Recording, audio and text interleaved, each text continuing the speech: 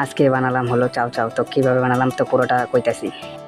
তো hello guys, তো সকাল সকালে ওয়েদারটা চেক করলাম কিরকম গরম। তো সকাল সকাল উঠলাম, তো ওখানে ভাবতেছিলাম কি খামো। তো সকালবেলা তো চাউ চাউ আনলাম দোকান থেকে আইনে আইনে গরম পানি বসাই দিছি। তো এদিকে আর কি ভাবতেছিলাম চাউ চাউ বানানোর প্যাকেট নিয়ে এসি। তারপরে এদিকে পেঁয়াজ কুচি কুচি মা করে দিল।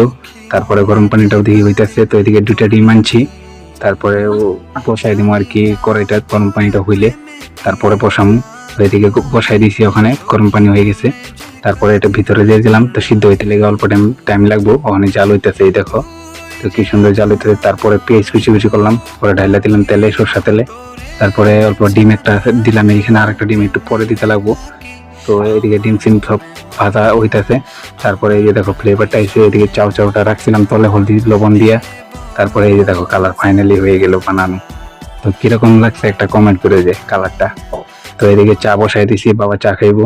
তো এদিকে চাউ চাউ তো হয়ে গেল। তারপরে আমি অল্প খাইয়া দেখি কিরকম লাগলো। তো আমার থেকে তো ভালোই লাগছে খায়া। তো তোমরাও চাউ চাউ খায়া কিরকম লাগে তো একটা কমেন্ট করে অবশ্যই, যাতে আমি জানতে পারি কিরকম লাগে তোমার। তো আজকের লেগে মিনি ব্লগটা অতটুকু।